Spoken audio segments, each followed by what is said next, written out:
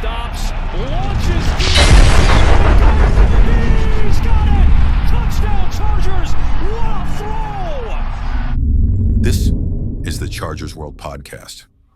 What's up, Bull fam? Welcome to episode 7 of the Chargers World Podcast. I'm your host, Greg, joined alongside Garrett.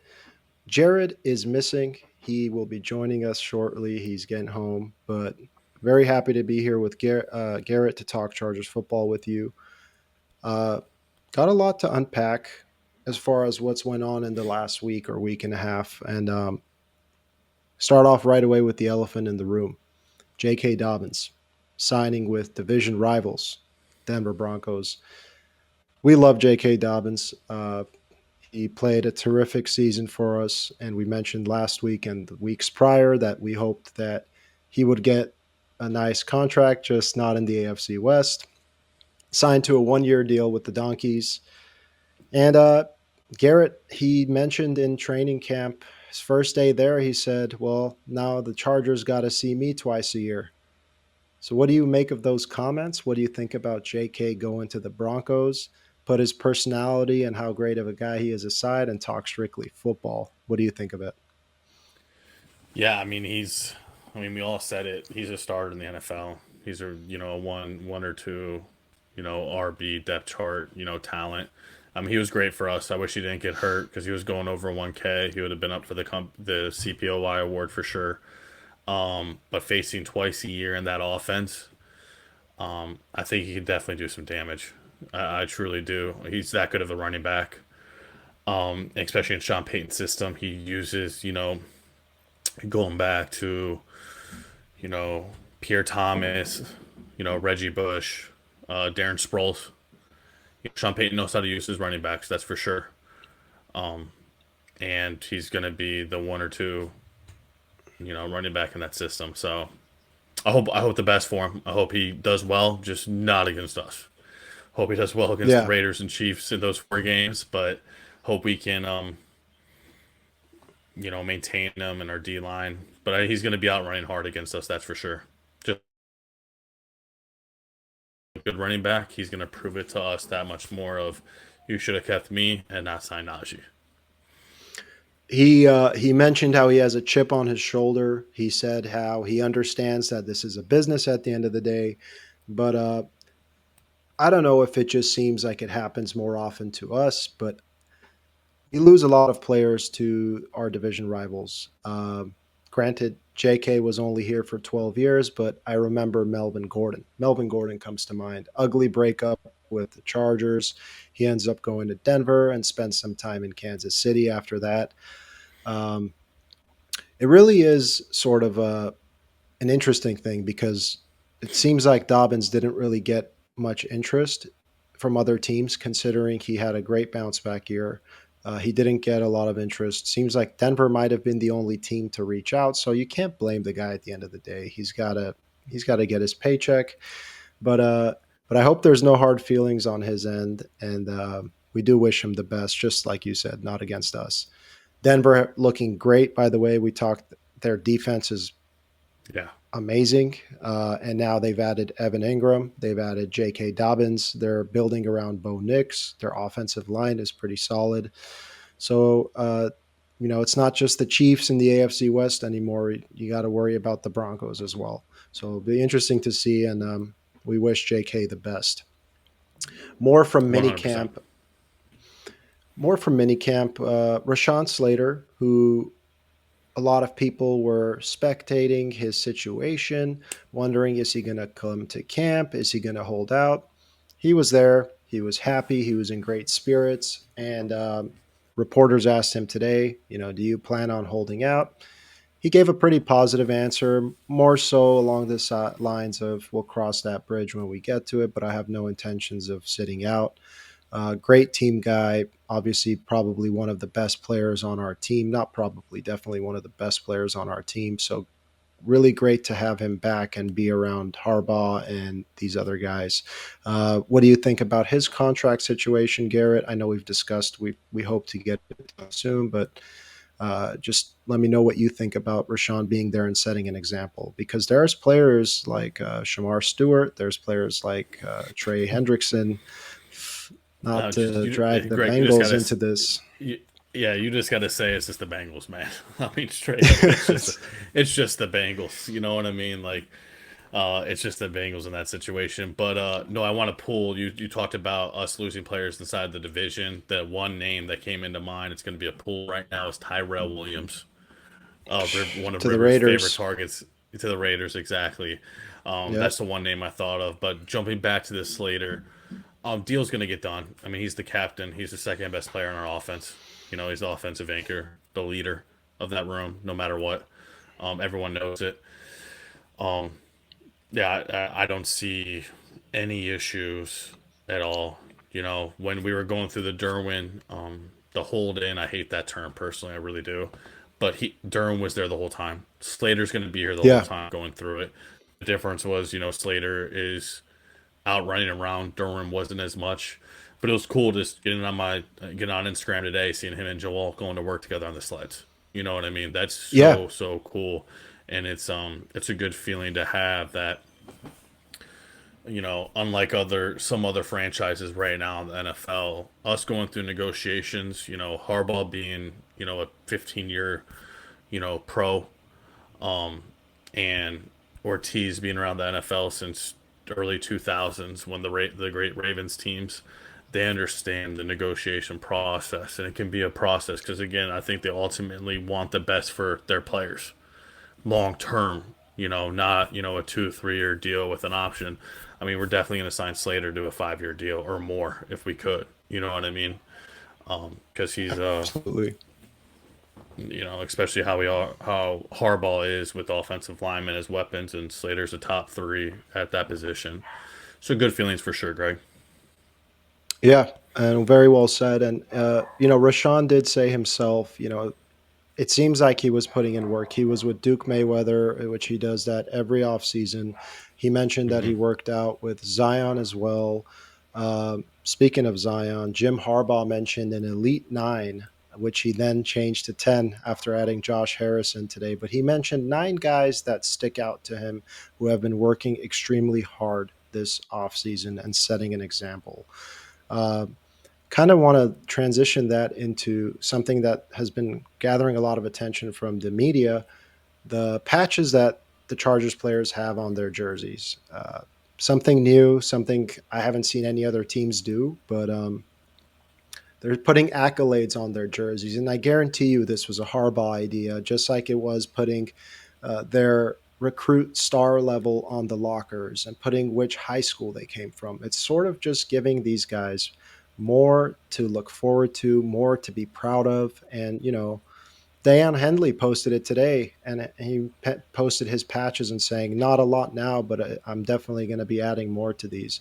So it's just Hmm. like there's a sense of hunger, there's a sense of competitive spirit within this locker room that I personally haven't seen in a long time as a Chargers fan. So I want to see. I mean, you played football, you've served this country, so these accolades mean a lot. And what do you see in that? And how do you think that's motivating these guys? Yeah, I mean, I think again, it was so cool listening to that Pat McAfee. I know you, myself, and Jared all listened to it, that interview, and I love listening to Pat. I mean, the first four names that popped out, you know, are our four biggest stars, and that's Justin, Derwin, always are the one and two, and then Khalil and Ladd were right there.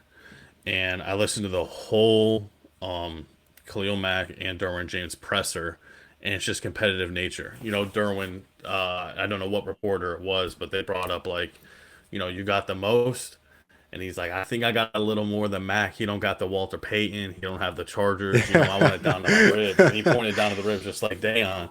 And so it all is competitiveness, and he was bringing up it was one other person. It was, I'm tripping. It was Dayon and Hebe.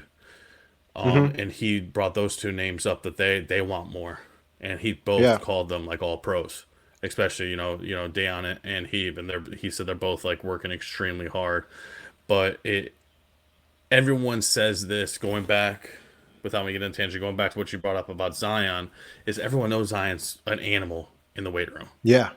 I mean, Yeah. he probably is the strongest person on the team.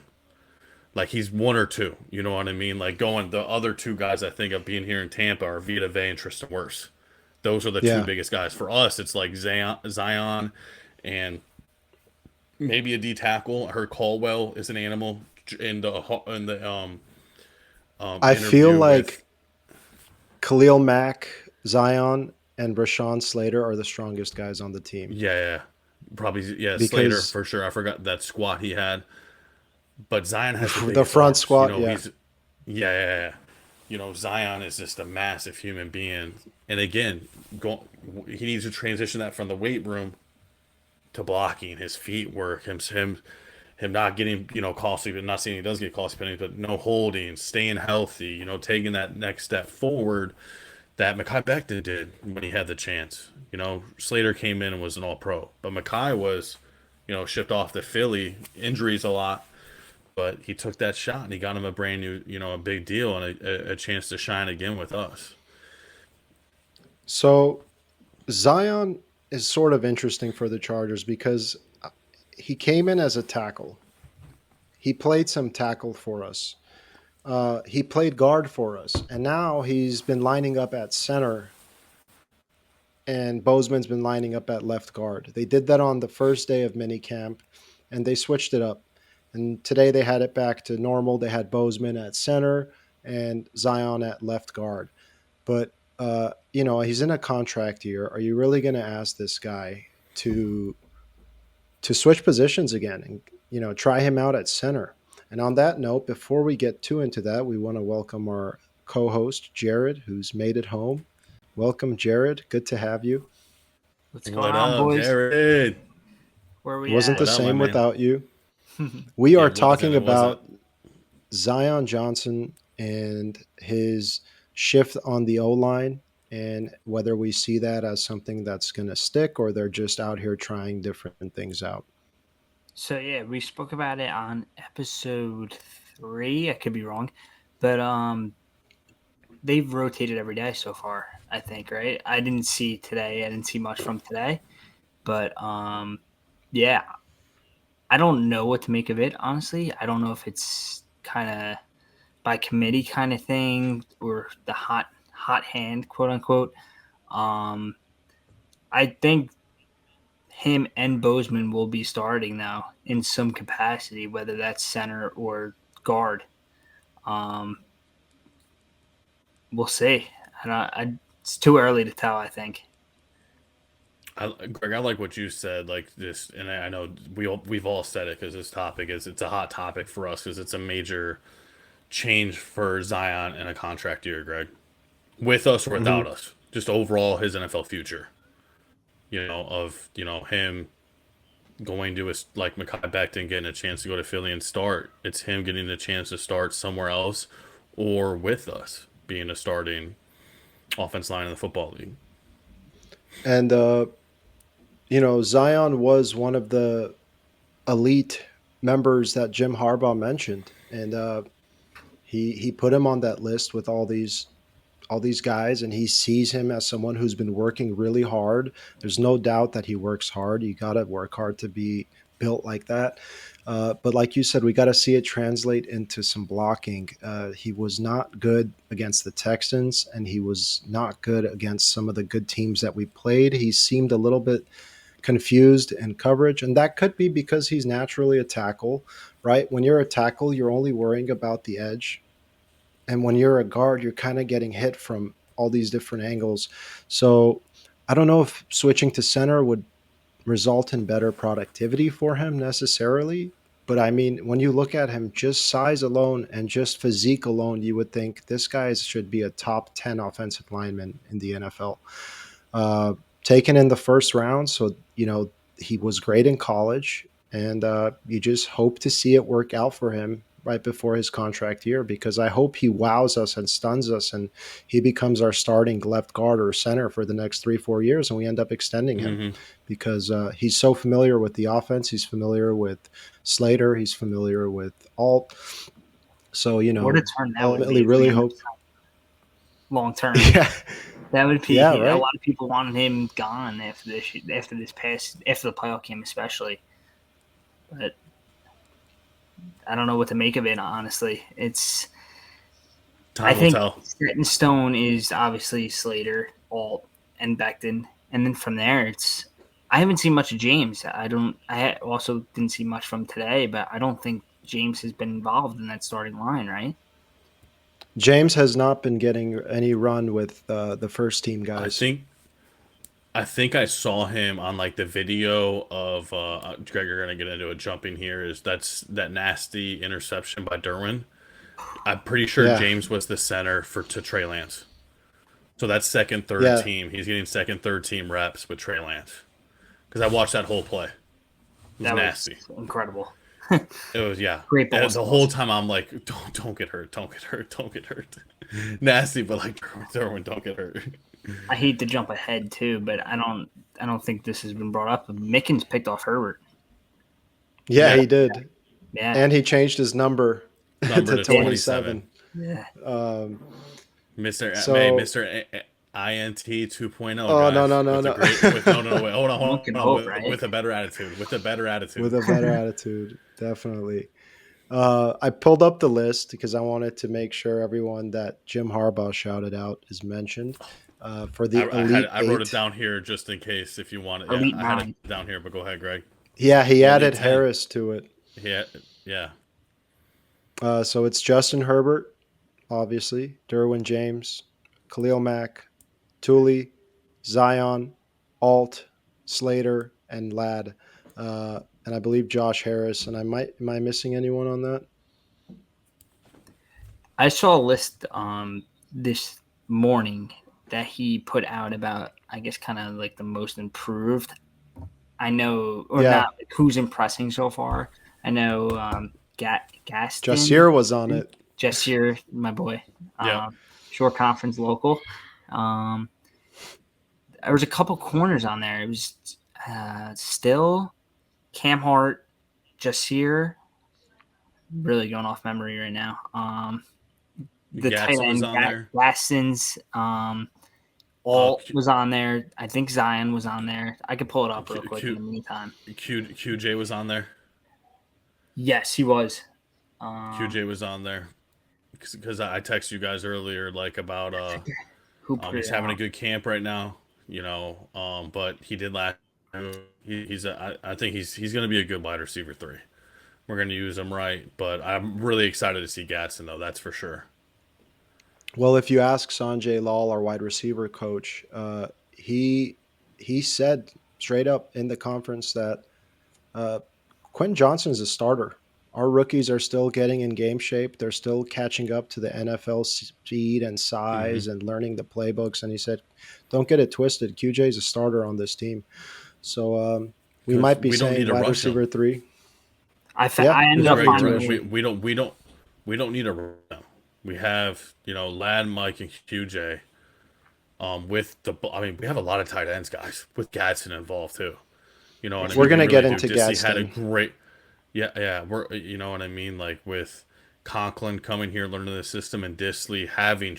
Herbert's got a lot of trust in Disley from last year. You know what I mean? Hopefully we don't have to maybe use that him that playoff much. game. I know, no, he's, I know. But regardless, him having a career year with us, getting thrown into the fire with the injuries and everything going on in that room, we don't need to use him at all, to get it for Harris and KLS. I ended up finding the list. I was completely wrong. I'll hang him out real quick. Dante Jackson, Benjamin St. Juice. St. Juice. You guys got it. Jasir Taylor, Williamson, Naquan Jones, Deshaun Hand, Jamari Caldwell, Trey Harris, Amarian Hampton, Quentin Johnson, Joe Alt, and Gadsden. So there was some. Yeah. I don't know if you guys spoke about this, but Minter mentioned he's looking for the next Puna Ford. He's looking for that next veteran. He's very impressed with the veteran D tackles. And as that list showed, Naquan Jones and Deshaun Hand. So we'll see. Good pickups. Speaking of Naquan Jones, we may be having him on episode 8 or 9. He's a great guy. He loves to be a Charger. Been talking to him a little bit, and we're trying to get him on and talk some Chargers football with us either next week or the week after. So we could pick his brain and see what he thinks about this D tackle room. I mean, I do not doubt that Minter could have another quote unquote Puna Ford because Puna was really struggling in his career before he came into our scheme, and now he got a big nice deal with the Rams. So these guys are hungry. They want to come here, prove themselves. They know we have a good defensive coordinator. They know we had a great defense last year. I think it's setting up a lot of guys for a nice career year, and there's definitely that need and that hole at that position. So it's wide open. Could be the rookie, could be the vets that we brought in. But you guys mentioned Gadsden, and I really want to talk about this because for the last couple days, all I've been doing is reading about him and seeing footage, whether it's from the Chargers or Chargers analysts, and he's really impressing to the extent that Jim Harbaugh talked about him for 3 minutes on the podium today. This guy came in as a late round pick.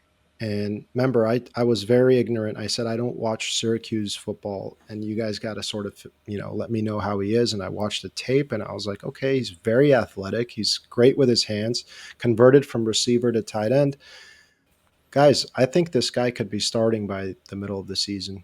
If it's going as well as I think it is, and I'm hearing that it is, he is easily our best pass catching tight end. So I'm kind of interested to hear what you guys think about that. Have you guys been hearing the buzz as well? What are your thoughts? Go ahead, Garrett. Okay. No, I agree, Greg. But the one thing that really I think could help us, and with his kind of like specialty of them converting from wide receiver, he doesn't have to line up, as a tight end every single down. We can push him out.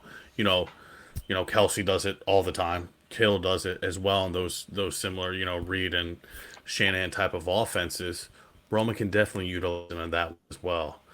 I mean, he's big, fast, and again, Kyle McCord throws the ball like an NFL, pro quarterback, 95 percentile and above.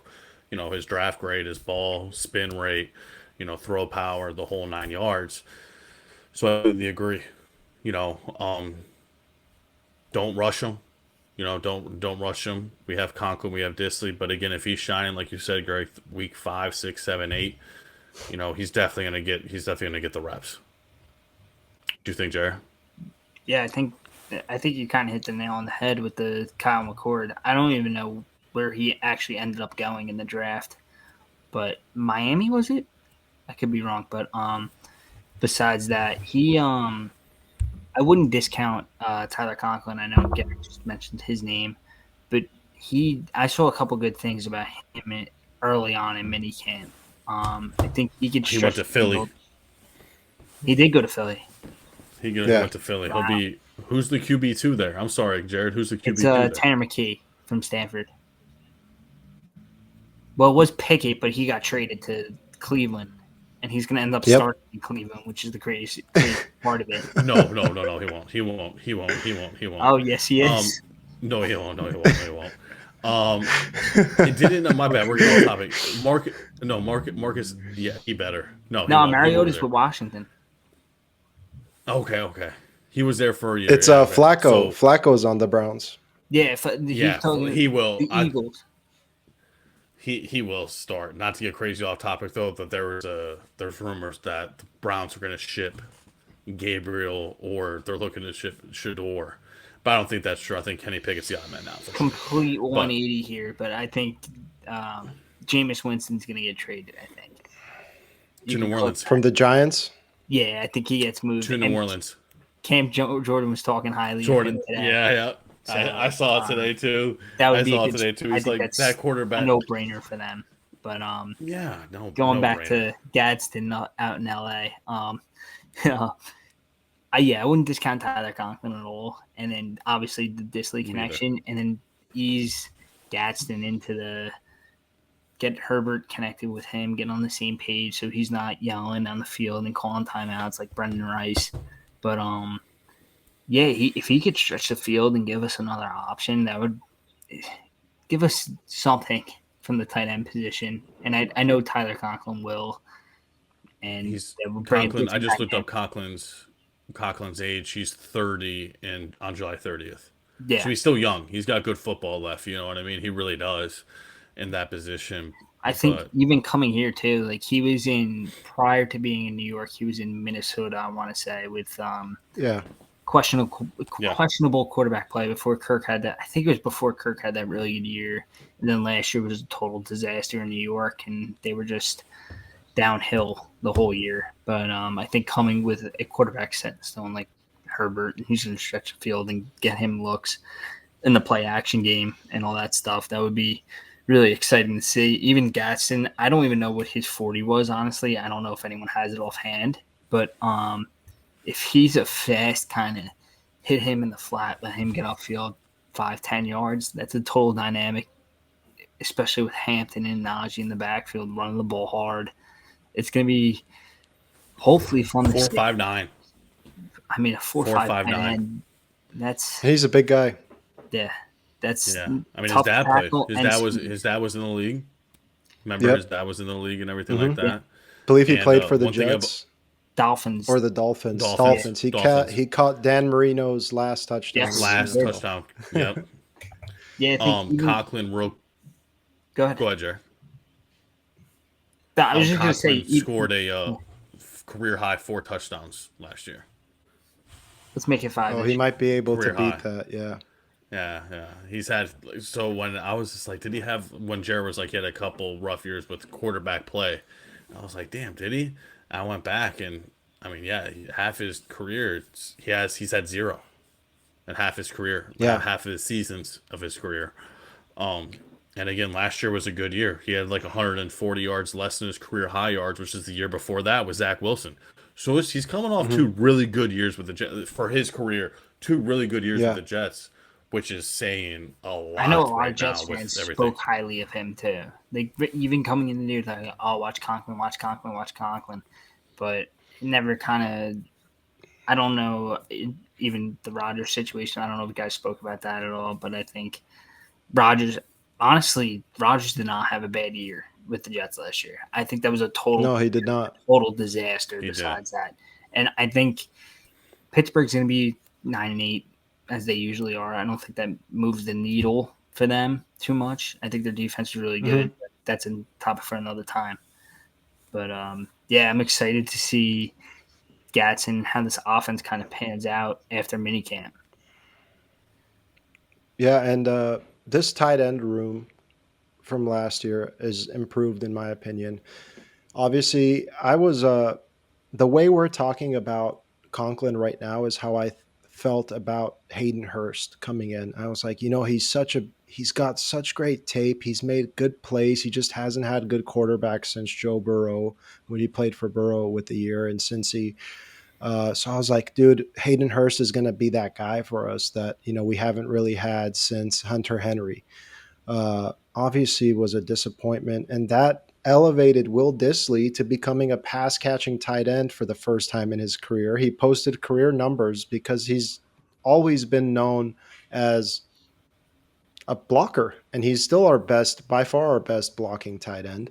But don't expect that kind of season out of Dissly this season from the receiving standpoint, because we do have Conklin, who I'm hoping, plays how we expected Hurst to play last season, and we have Gadsden, who's exciting, and seems like his ceiling is very high.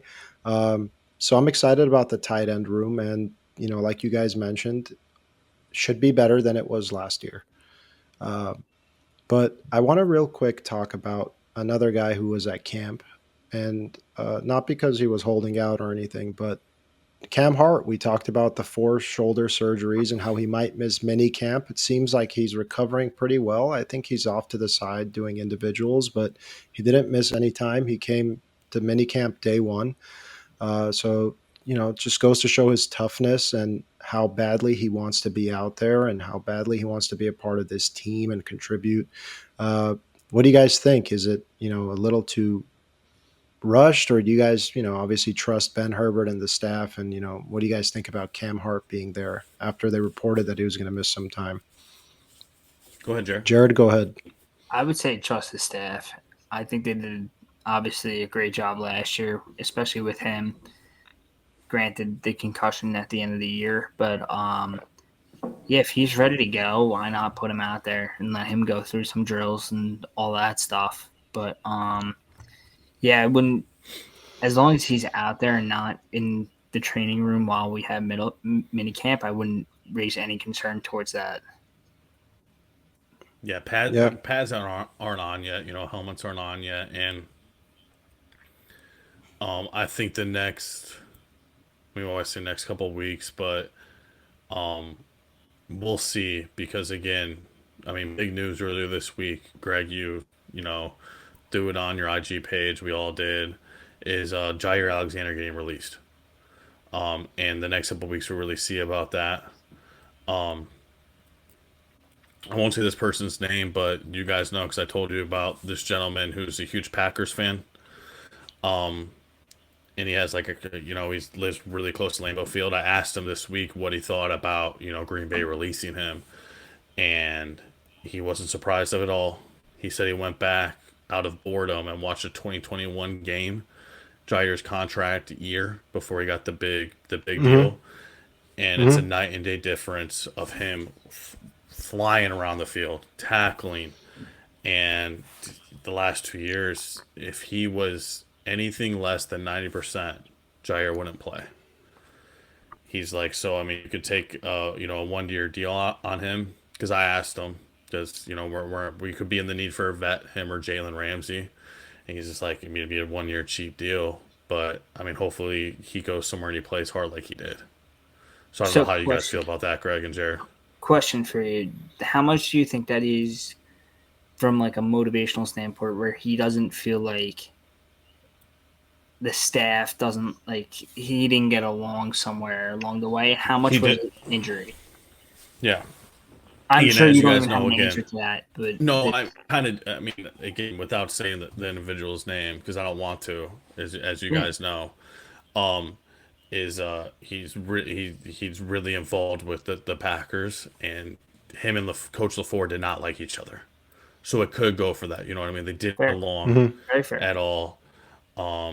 He didn't get along with the GM. It was ugly. Before he got released. Obviously, they said they were going over contracts and everything. He doesn't believe they were going over contracts at all. They knew he was going to be released. He never showed up. He didn't do anything, and yeah. I think it's going to be a 1 year wherever he ends up going. I think he's 100%. to prove it. Absolutely. No matter what. He made his money. You know what I mean? He made a lot of money. I would keep an eye on his old teammate Lamar Jackson in Baltimore, but we'll see. I just watched the type of Lamar getting drafted, how excited Jair got, so I would definitely watch that too. I didn't even think about that. And if that's the case, then I think hope we get Ramsey. Yeah, yes. You're going to say Ramsey, right? Yeah, I was going to say, why not reunite them? Why not reunite their friends and teammates? Jair could go be with Lamar, and Jalen can come be with Derwin and the Chargers, and everyone's happy. It's kumbaya. But before we do wrap up, I want to talk about the Pat McAfee show and Harbaugh going on there for about 10, 15 minutes. He was on the show, and always exciting to see Harbaugh on that show. McAfee's a guy's guy. Harbaugh's a guy's guy. And when they get together, it's funny because Harbaugh is a little bit more reserved. But McAfee kind of brings out a certain side from Coach that's fun to see. So, Jared, tell me what you thought. What key points, takeaways from the McAfee show with Harbaugh? What stood out to you? Yeah, so bouncing off you that he pulls a side out of him. I think right off the bat, it's the high five. He's like, "Oh, the high five." Jim goes over to the trophy and high fives that. He's just he's really one of a kind, and I think. I'm going to speak on Jim for a second, and I think you guys probably hit it before with Slater. Him being there and saying the things he did just reflects on the culture Jim has built. And what this team's going to look like going over the next. I think we have Jim for the next 4 years. So, but listening to that interview, he talks highly of Hampton and a couple other guys that we spoke about already, and it just makes you love football and love what he does for this team. And honestly, he didn't, correct me if I'm wrong, he didn't speak much about Herbert, which was kind of surprising from the little bit I listened to the first 5 to 10 minutes of it. He didn't mention Herbert much. He mentions him, but like he always speaks on Justin. He didn't speak about Justin much, which don't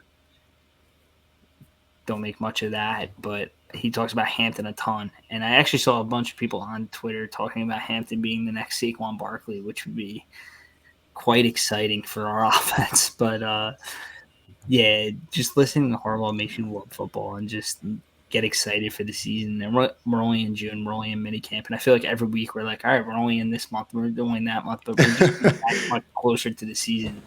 And it's just pure excitement. Camp's a couple weeks away, and once that goes, we play the Hall of Fame game, and I think that's July 31st, and then we're off and running. Yep. From there. So yeah, but just speaking about the culture that we're building and what we have with the old line, and it's exciting. It's really exciting, and I'm getting just ready to go right now. Yeah, and real quick, just not to cut you off, Garrett, before we get to you, Jared, when you weren't here, we talked about JK Dobbins going to Denver, and how we wish him the best. And no knock to him, but give me Najee Harris and Omarion Hampton any day of the week, because I've never been so excited about a running back room since we had LT and Sproles. I just wanted to throw that out there. My expectations are very high, but just wanted to make that point. Yeah, I'll just give my 2 cents real quick, Garrett. I'm sorry, but go, man. Shout out JK. Go get your bag. Go do what you do. Just not against the Chargers. That's it. That's exactly what we said. Yeah. Me and Greg said, I hope he runs for 1,000 yards. Yeah, good for him. Worst games. Good for him. Really, good, just two worst games to be against us. He deserves it. He deserves every bit of it. But go ahead, Garrett. Yep. Yeah, the one thing that stuck out to me is, we definitely hit the excitement of Jim, but just one of my closest friends is in Indy, and he talked about Jim Irsay. What Jim Irsay does for the city of Indianapolis, and Pat asking him for that, and it took Coach a little bit. I think the way I took it was it took Coach off guard, and he had to really sit back and think, like, you just go down in the weight room, and just be around us, he called him Jimmy. So I feel like when Jim was around his players, like Irsay, not Coach, but when Jim Irsay was around his players, it was just, shirts off. I'm not wearing a suit. We're not in front of the podium. Call me Jimmy. Call me dude. Lifting weights, and it was just a really cool side to see that from him. The whole interview was great. Pat McAfee is great. I'm just so ready for Chargers football, man. So ready to see this team, shine. And lastly, him talking about the other coaches. Everyone keeps talking about Pete Carroll, and I feel like he's sick of it and tired of it personally. Like, I know we had that one beef in Stanford and USC, guys. Like, and then we went to Seattle and San Fran. I got it, guys, and now we're back. And it's just thinking about these 4 coaches. It's insane. It is absolutely insane the Hall of Fame caliber coaches we have in our, like, Reed's the first ballot Hall of Famer, Pete Carroll's the first ballot Hall of Famer, Sean Payton's the first ballot Hall of Famer. Jim needs a Super Bowl ring, and he needs a Super Bowl ring, and he's gonna get it with us, and he's gonna be a first ballot Hall of Famer. Yeah, and Jim really does need a Super Bowl ring, because I think now in full essence, he understands what it's like to be in the AFC West as a Charger, because all we hear from the other fan bases is like, oh, you're the only one without a Super Bowl. You guys are the only franchise in the AFC West without a Super Bowl. So I'm sure, that weighs heavy on Jim to be surrounded by such great organizations and great coaches, and to be the only one at that table that doesn't have a Super Bowl. Granted, he's been to one, he's got a national championship, but I know when you're a freak about winning and a freak about football the way Jim Harbaugh is, I know that keeps him up at night. And I know that he is extremely hungry to get to the big game, to prove that he could beat Mahomes and Reed and the best of the best. So it's a great point that you brought up about the coaching division. And I know that Harbaugh is, in my opinion, a top 5 head coach in the NFL. He just needs that hardware to go along with it. And I think he's as motivated as he can possibly be. I think that's a great point, Greg. And I think with him, the amount of respect people have for him, we're sitting here calling him coach. Like, how many coaches in the NFL do you like, besides like Belichick, or like you're a fan of a team where you're like, oh, like I don't sit here and watch baseball. I'm like, manager Aaron Boone, like, John Boone, like, and it's stupid, but like it's true though. Like he gained our respect within a year. Yeah. Like, what do you think he can do in the next couple? Which he has to go out and prove, and it starts this year. Hey, I real quick because I know we got to wrap up. Greg, quick games. You said he's a top 5 coach, and in my head I'm like, damn, who is my top 5? Can we do that real quick and wrap it Yeah, up? of Grade course. Our top 5 coaches. Yeah. Okay. Why don't you start us off? All right. Yeah, I thought of mine. I'll start with 5. I'm just gonna name them. So without a doubt, top 2 like locks in my opinion are Andy Reid and Sean McVay. Those are my locks. And then I'm going to go to 2 OGs that just build culture, in my opinion, and that is Coach T, Coach Tomlin, Coach Harbaugh, and then my last one. Don't you dare say mine. I don't know why I'm having a huge brain fart of his name, but Which team? I'm going to sound like an idiot. It's the Eagles coach. Sirianni. I knew it started with S. It was Sirianni. It was close between Sean Payton, but he took a year off, and I'm not going to throw him in there. So Sirianni, he's been there. He's been in 2 Super Bowls in 3 years. So that's my 5. So it was Reed, McVay, Tomlin, Harbaugh, Sirianni. Jared, I'll just tell you. I'll just make it easy. I have 4 out of the 5 are the same for Garrett and myself. I have Reed, McVay, Harbaugh, Tomlin, and Dan Campbell as number 5 for me. Okay. And that's not even just off a accolades or accomplishments. It's just because I feel like he would make me want to run through a brick wall if I played for him. So he's just one of my favorite coaches. I'm going to go more off of like a respect standpoint. Reed, McVay, both Harbaughs, and Tomlin's got to be in there. Sean Payton's got to be in there. But I'm going to go with throw a little 8 ball in there. I think Garrett knows home. I think both of you know home. Oh, yeah, for sure. Yeah. My guy KOC in Minnesota. KOC. Oh, okay. Love KOC. Of course. Yeah. And I think what he did last year just proves of how much of a good coach he is. Granted, he does have the defensive coordinator there, Brian Flores. Yeah, they did a great job with the defense last year. But what you could say is, Sam Darnold have the year he had and go get paid the way he did.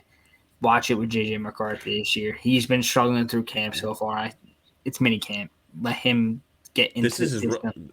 Let O'Connell work with him, and they'll be just fine. Last year was like a redshirt year for him. You know what I mean? Yeah. I mean, this is his true. Yeah, it doesn't count. Year, honestly, yeah. When you look at the schedule and you could say, okay, Minnesota, that's a toss-up game, that's when you know you have a good coach. Absolutely. Yeah. Well, guys, thank you so much for listening once again. Getting closer and closer to the season, as you guys know. We just want you guys to know that we're going to be bringing the best of the best of Chargers content every single week. And we appreciate you guys tuning in and listening. So until next time, bolt up. Bolt up.